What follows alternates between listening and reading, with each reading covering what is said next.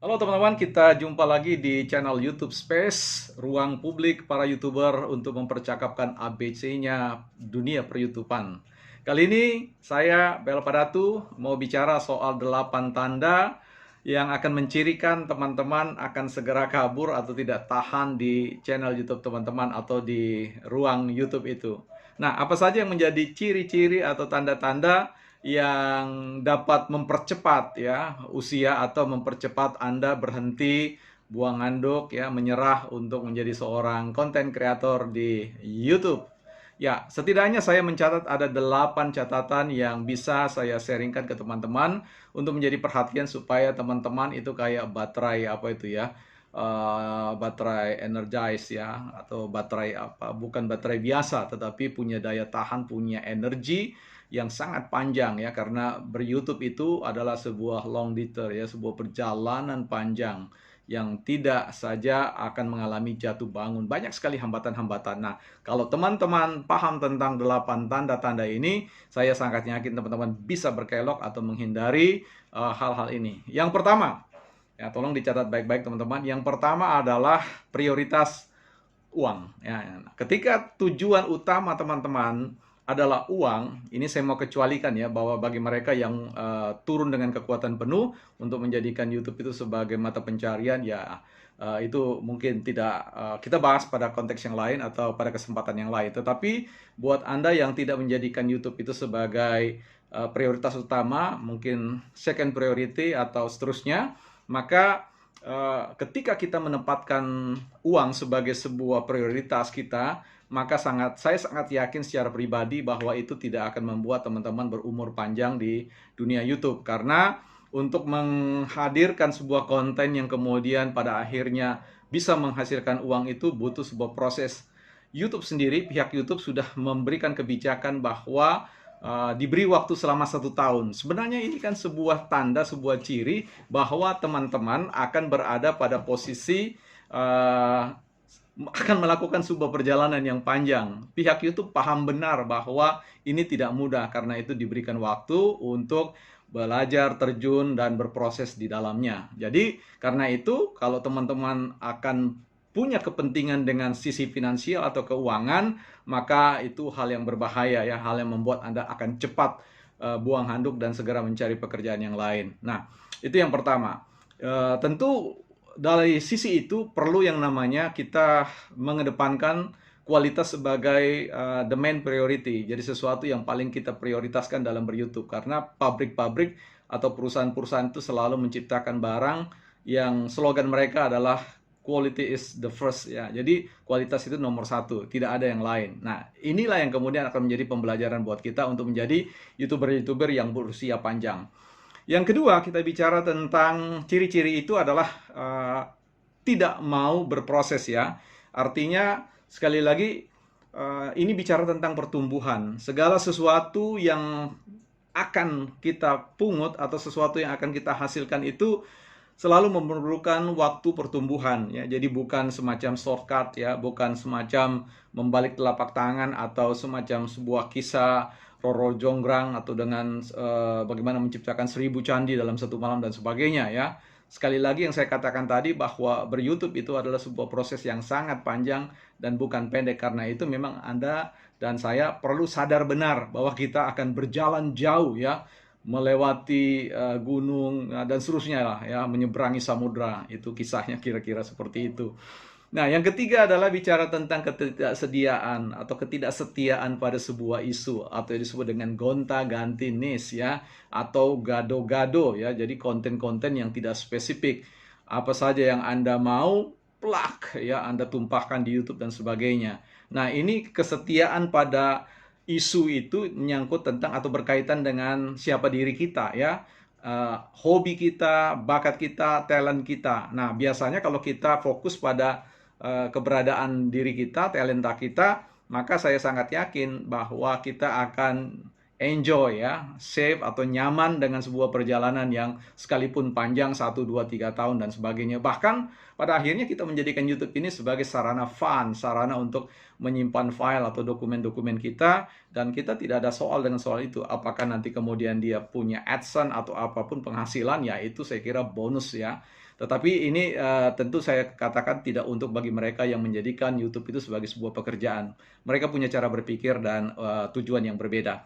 Teman-teman, kemudian kita bicara tentang yang berikutnya, ciri yang keempat yaitu keras kepala. Nah, ini keras kepala ini atau kepala batu, kepala angin atau apa sebut namanya itu, mereka adalah atau teman-teman mereka selalu berpikir tentang bagaimana menganggap bahwa kontennya adalah konten terbaik. Selalu berpikir yang baik itu adalah berdasarkan penilaiannya, berdasarkan seleranya, ya, egonya dan sebagainya.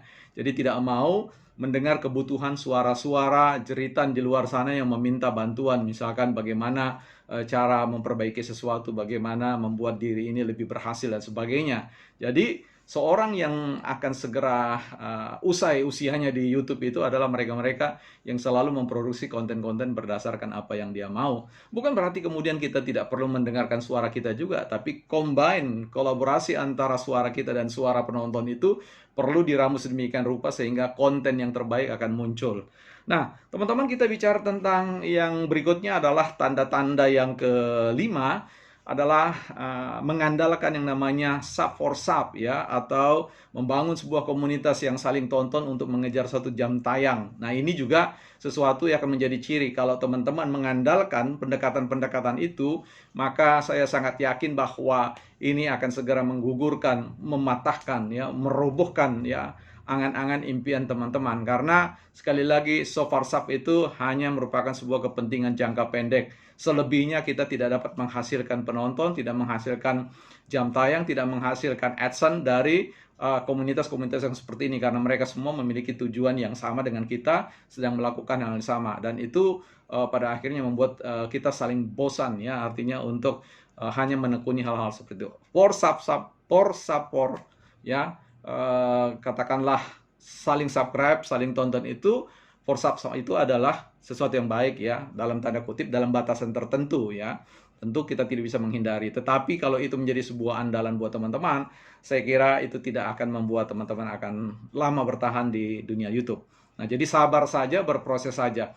Yang berikutnya kita bicara tentang copy paste, ya. Copy paste pada minat orang. Nah, jadi lihat ini viral, Anda ikut-ikutan. Lihat ini naik jadi top 10 topik trending, Anda kemudian bergegas membuat seperti itu. Jadi bunglon begitu, ya, YouTuber bunglon kemana-mana selalu mengimitate, ya, artinya meniru-niru segala sesuatu, padahal kita tidak punya kemampuan, kita tidak punya energi, kita tidak punya sumber daya untuk selalu mengikuti hal itu. Jauh lebih baik tadi kita fokus pada apa yang kita miliki, ya. Ini yang menjadi satu tanda tadi kalau Anda tidak akan tahan di dunia YouTube.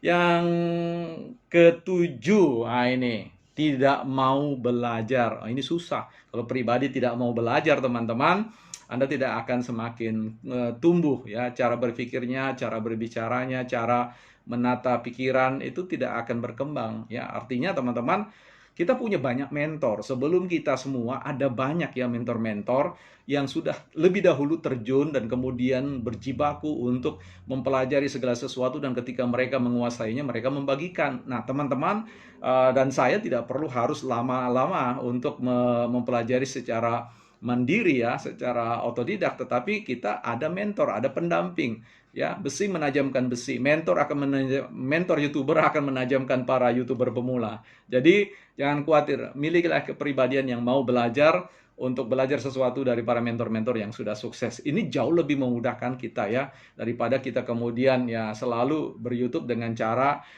ilmu yang kita miliki saja. Padahal di luar sana kita sudah dikelilingi, di hadapan layar kita banyak sekali mentor-mentor yang sudah mendermakan ilmunya untuk menjadi sebuah pembelajaran bagi kita bersama.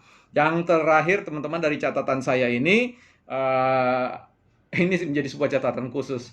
Anda malu mengakui bahwa Anda seorang YouTuber. Ya, banyak sekali para YouTuber yang menyembunyikan jati diri, ya, hanya memunculkan suara dan sebagainya. Seorang YouTuber yang akan lama di dunia YouTube itu dan menikmati proses YouTube itu adalah mereka yang mau menghadirkan diri, menampilkan bahwa inilah saya, ya, inilah saya, orang yang senang dengan aktivitas ber-YouTube dan aktivitas berbagi, sharing knowledge, sharing pengetahuan, berbagi pengetahuan yang baik bagi kepentingan, kemanfaatan bagi kehidupan bersama. Saya kira itu, teman-teman, 8 tanda atau 8 ciri kalau teman-teman tidak akan tahan di dalam dunia YouTube. Tetapi kalau teman-teman bisa memperhatikan itu dan berdamai dengan sebuah proses itu, menikmati sebuah proses ber-YouTube, ya, mengalir, just flowing, saya sangat yakin ya, usia teman-teman ber-YouTube itu biasanya sama dengan usia perusahaan YouTube ya. Sepanjang perusahaan YouTube ada, Anda akan tetap ada dan akan selalu ada penonton yang siap menerima, memetik manfaat terbaik dari channel kita. Saya kira demikian diskusi kita atau obrolan kita di seputar dunia YouTube, yaitu 8 tanda atau ciri-ciri yang membuat Anda tidak tahan di YouTube. Sampai ketemu di konten-konten edukasi yang lain. Saya Beal Padatu, salam YouTube Space.